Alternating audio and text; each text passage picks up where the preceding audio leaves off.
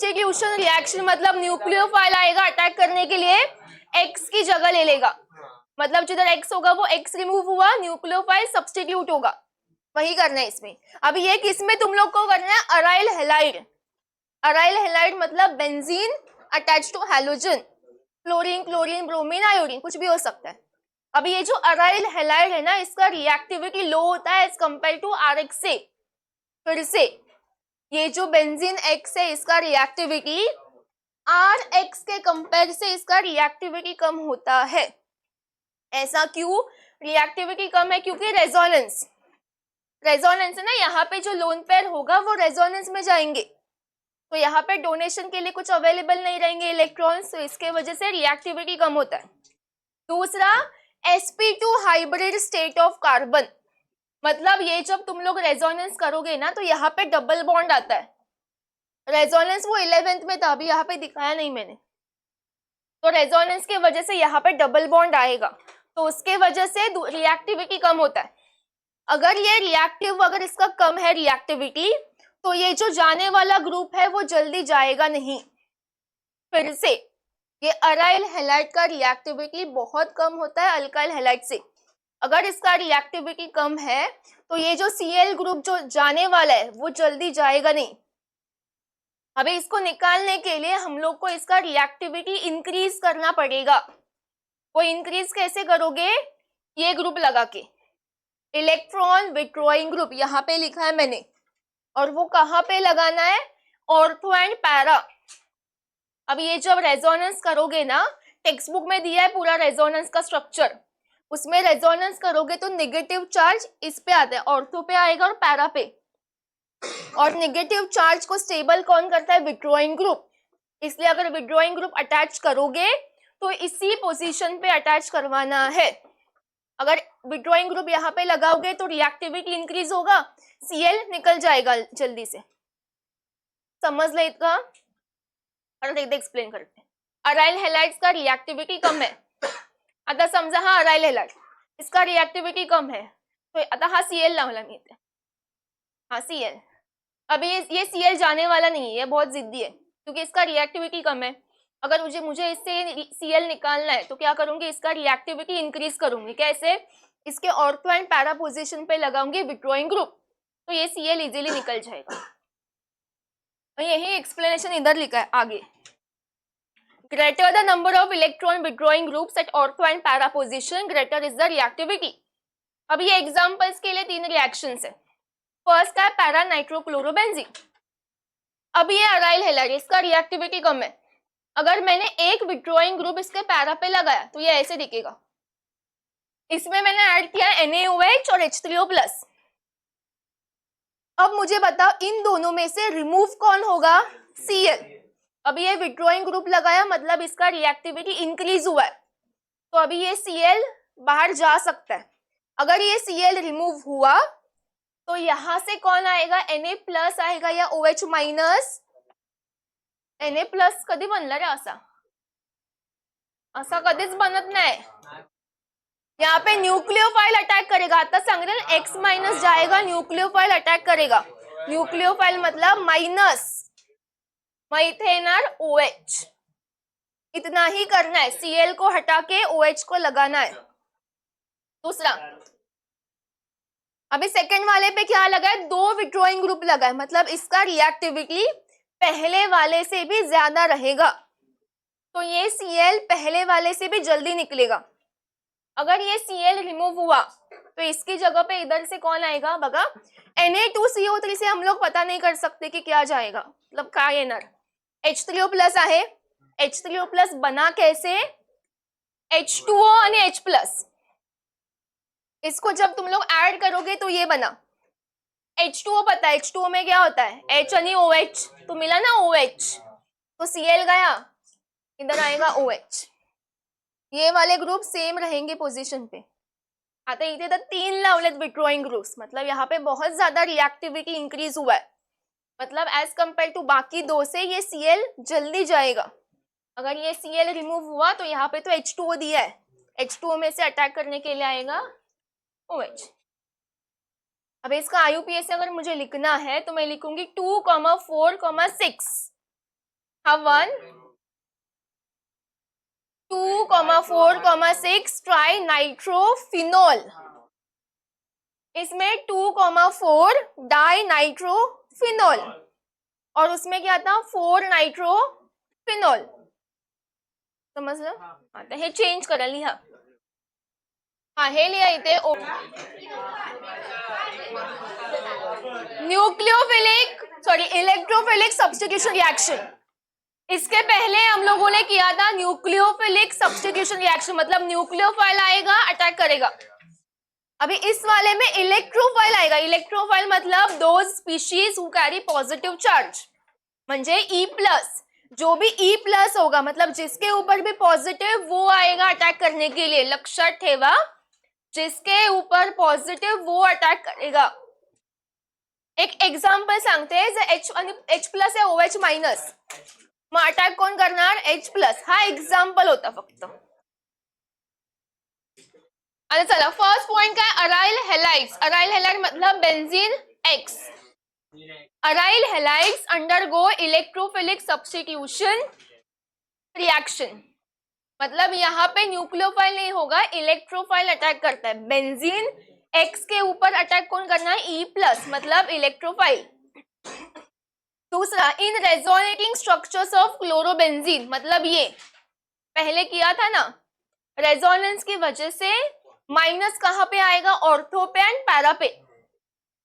आता समझा, अगर मैंने यहाँ पे अटैक करवाया E प्लस का, तो प्लस वाला कहां पे जाके अटैच होगा? माइनस. आता माइनस कुठे कुठे? Ortho and para. मतलब यहाँ पे दो पॉसिबिलिटीज है E प्लस के लिए. वो एक तो ऑर्थो के लिए जा सकता है, दूसरा पैरा के लिए. समझला? आता ये माइनस का मीनिंग क्या है? इलेक्ट्रॉन्स है यहाँ पे.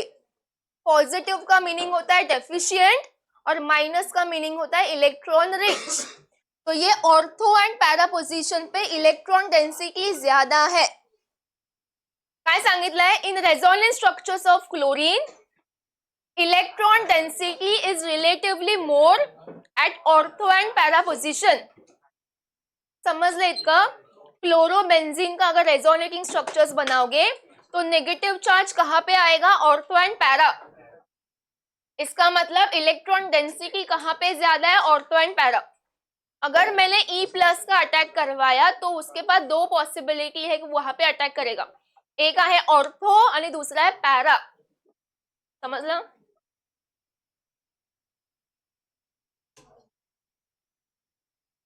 नेक्स्ट बघा, therefore incoming group, incoming electrophile group म्हणजे काय? E positive, E plus is more likely to attack at these positions. This position म्हणजे ortho and para position.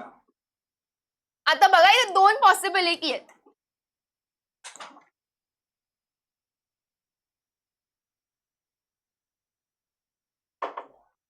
Suppose इथे घेते ए आणि इथे घेते ए. सपोज ए प्लस आया, ए प्लस ने ऑर्थो पे अटैक किया आणि हा पैरा पे अटैक किया. अभी दोनों बनेंगे, इसमें ना दोनों बनते. बेंजीन वाला जब रिएक्टेंट होता है ना, वो हमेशा ऑर्थो एंड पैरा दोनों देते. बट इसमें हम लोग को बताना है मेजर कौन होगा, माइनर कौन होगा. आता बघा, एक्स हा इतना बड़ा ग्रुप होगा, अभी उसका साइज इंक्रीज भी हो सकता है अगर क्लोरीन है, ब्रोमीन है, आयोडीन है. दूसरा जस्ट इसके बाजू में एक ग्रुप जो आया इनकमिंग ग्रुप, अभी दोनों भी बल्कि ग्रुप है, मतलब ज्यादा बड़े ग्रुप से और बाजू बाजू में है. तो वहां पे क्या होगा? Stearic hindrance. हिंड्रेंस का मीनिंग क्या? गर्दी, क्राउडेड एरिया. तो यहाँ पे बाजू बाजू में बड़े ग्रुप्स होने की वजह से यहाँ पे रिपल्शन होगा, तो ये बनेगा माइनर. आणि इथे काय है? यहाँ पे ये दूर दूर है, किसी का एक दूसरे के साथ कांटेक्ट नहीं होगा, तो यहाँ पे हिंड्रेंस का सवाल ही नहीं है. तो ये बनेगा मेजर. जब रिएक्शन करोगे तो ये दोनों बनेंगे, क्योंकि दोनों पॉसिबिलिटीज दिखाना है, एक ऑर्थो वाला पॉसिबिलिटी और दूसरा पैरा. बट लिखना भी है कि मेजर माइनर कौन है, तो याद रखो हमेशा पैरा होगा मेजर और अपना ऑर्थो माइनर. यहाँ पे लिखा है due to steric hindrance at ortho position para product predominates. समजलं? परत समजावू.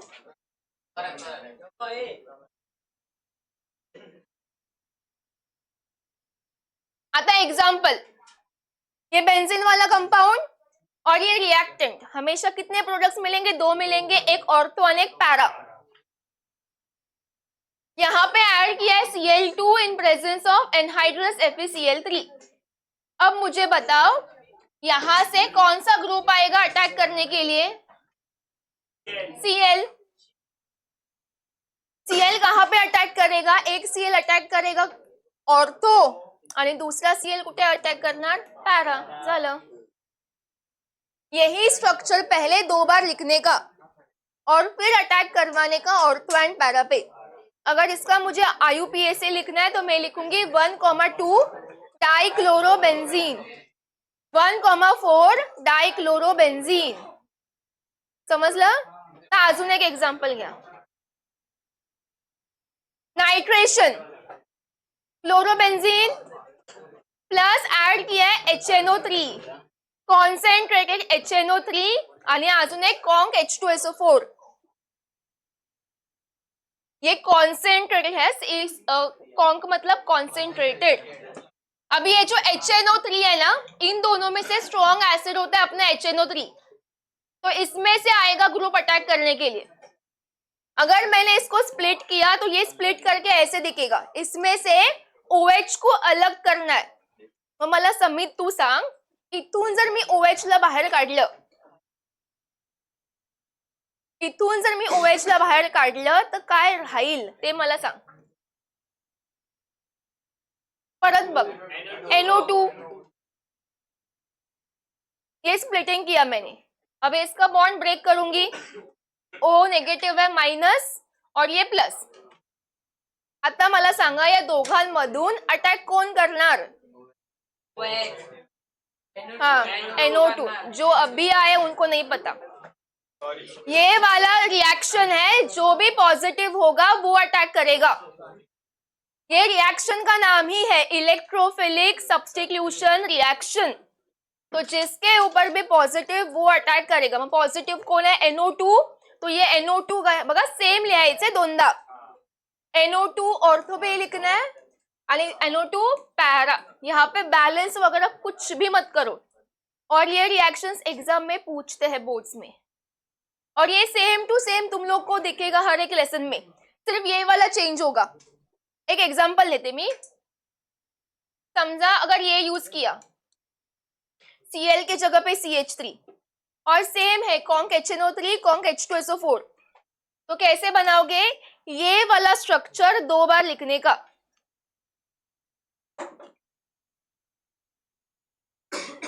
ये लिखा CH3 CH3। अभी इसमें से अटैक करने के लिए कौन आता है? NO2। तो NO2 ortho, NO2 para. 4 lesson है ऑर्गेनिक का, सेम टू सेम, फक्त हे चेंज होतं। तो लक्षात ठेवा, अगर ये वाला मिक्सचर यूज हुआ तो यहाँ पे अटैक करेगा NO2, इसलिए रिएक्शन का नाम है नाइट्रेशन। नाइट्रो ग्रुप आता है अटैक करने के लिए, नाइट्रेशन। रुक, आता नेक्स्ट है सल्फोनेशन। क्लोरोबेंजीन, यहाँ पे सिर्फ और सिर्फ H2SO4 लिया है, तो इसका ही स्प्लिटिंग करवाना पड़ेगा। अगर तारिक मुझे बता, इसमें से मैंने OH को बाहर निकाला तो क्या बचेगा? HSO3। तो HSO3 को रीअरेंज करके लिखना है SO3H। अभी क्या करूंगी? Bond break, oxygen minus sulphur, हाँ Cl, हा वाला Cl का है माइनस और कार्बन प्लस, तो ये कार्बन वाला पार्ट पूरा अटॅच होगा। मग ह्याच्यावरती प्लस आहे ना, पहिला हा अटॅच होणार C, मग डबल बॉन्ड हो CH3। झालं, समजलं? आता मेजर माइनर लिहायचा, जो पैरा होगा वो मेजर और तो असणार तो माइनर। चला आता एकेकाने सांगा। वैष्णवी,